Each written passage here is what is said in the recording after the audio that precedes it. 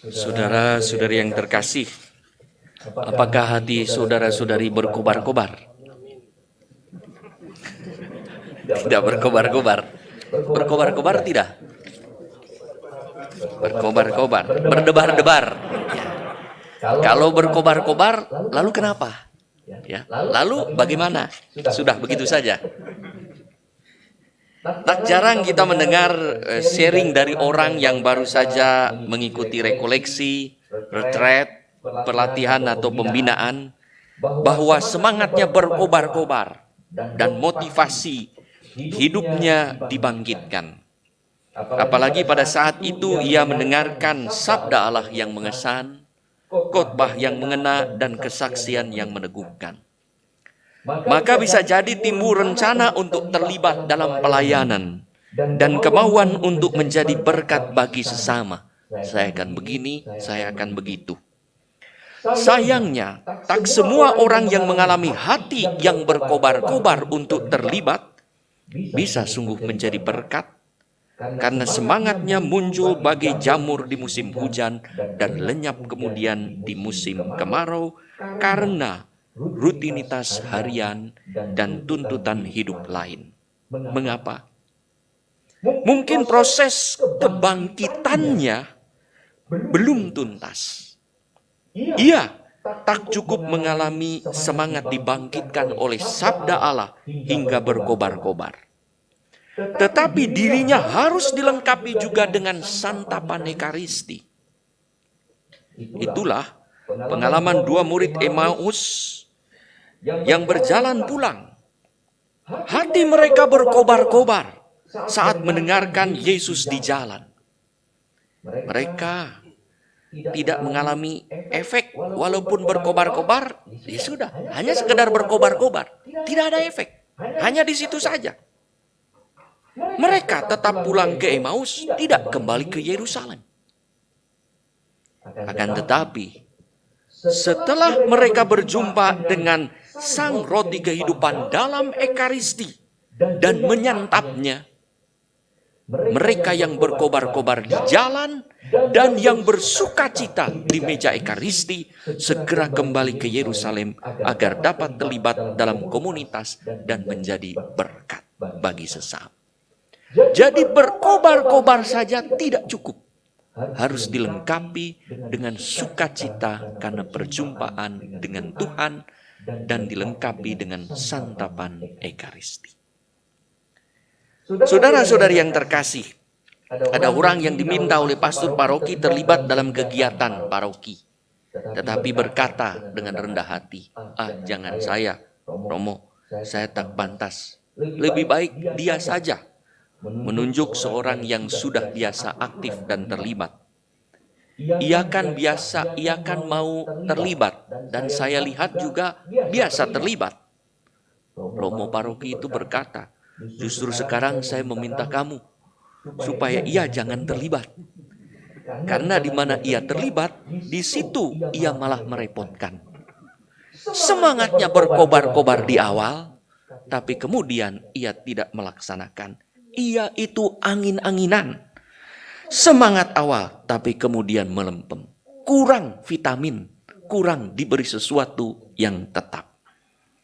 Saudara-saudari yang terkasih, banyak orang berkobar-kobar mendengarkan Yesus, tetapi tidak terlibat dalam karya kerasulannya. Hanya mendengarkan, berkobar-kobar, dan selesai. Mereka malah belum percaya walau telah menyaksikan mujizat penggandaan roti yang adalah antisipasi perayaan Ekaristi, di mana Yesus mengambil roti, mengucap berkat dan membagi-bagikan. Tetapi mereka masih juga berkata kepada Yesus, berilah kami tanda. Hati mereka bersemangat tetapi belum bersukacita. Yesus menegaskan bahwa mana di gurun bukan diberi Musa, tetapi diberi oleh Bapa di surga. Mana yang sejati disimpan Allah di surga. Maka kalau kita mengingat sejarah perjalanan bangsa Israel, mana itu diberikan sepanjang perjalanan 40 tahun. Begitu memasuki Kanaan, di mana mulai menetap, mana berhenti. dan mana yang sejati disimpan di surga sampai ia menjadi sabda menjadi manusia, dan mana itu turun ke bumi. Mana yang sejati turun dari surga itu, Yesus berkata, "Akulah roti hidup. Barang siapa datang kepadaku, ia tidak akan lapar lagi. Dan barang siapa percaya kepadaku, ia tidak akan haus lagi." Orang-orang berkata, "Kalau begitu, berikanlah roti kehidupan." Supaya apa? Mereka tidak lapar dan tidak haus lagi. Saudara, kalau kita diberi itu, mau tidak? Rugi. Kita diberi rasa untuk menikmati makanan dan minuman. Kalau tidak lapar dan tidak haus lagi, tidak makan dan tidak minum lagi. Makanan kekal, hidup kekal, tidak mengubah kenyataan bahwa kita lapar dan haus secara jasmani. Orang yang percaya mendengarkan Yesus dan bersekutu dengannya dalam Ekaristi, itulah yang mengalami kepenuhan dalam dirinya hingga orang ini siap untuk terlibat dalam karya Allah dan menjadi berkat bagi sesama karena dirinya kini mengalami kepenuhan. Itu yang disebut tidak lapar dan tidak haus lagi, bagai mata air yang terus mengalir dan lumbung makanan yang tetap berlimpah. Mereka meminta kepada Yesus, "Berikan kami roti itu senantiasa." Roti kehidupan itu secara real, kita yang diminta oleh mereka justru diberikan kepada kita dan kita santap kini dalam perayaan Ekaristi. Disitulah perayaan Ekaristi menjadikan orang bukan hanya hatinya berkobar-kobar saja, tetapi menjadikan dia siap terlibat dan menjadi berkat. Bersedia untuk menjadi pribadi Ekaristi. Pribadi yang siap dibagi-bagi bagaikan roti dan dicurahkan bagaikan anggur. Dan itulah kehidupan Stefanus, martir pertama yang terlibat bagi perkembangan gereja perdana dan rela mencurahkan darah demi Kristus agar menjadi berkat bagi sesama. Saudara-saudari yang terkasih, perjalanan sejarah 89 tahun Keuskupan Bandung kiranya adalah juga benih yang ditanam dan disiram oleh darah Santo Stefanus. Perjalanan sejarah itu juga kiranya bukanlah jerih payah manusia semata, tetapi berkat Allah yang diberikan kepada gereja melalui orang-orang pilihannya yang telah berani mencurahkan diri bagaikan roti Ekaristi yang siap dibagi demi perkembangan gereja kita. Sebagaimana Allah juga memberikan mana melalui Musa, demikian juga gereja memberikan berkat melalui orang-orang pilihannya.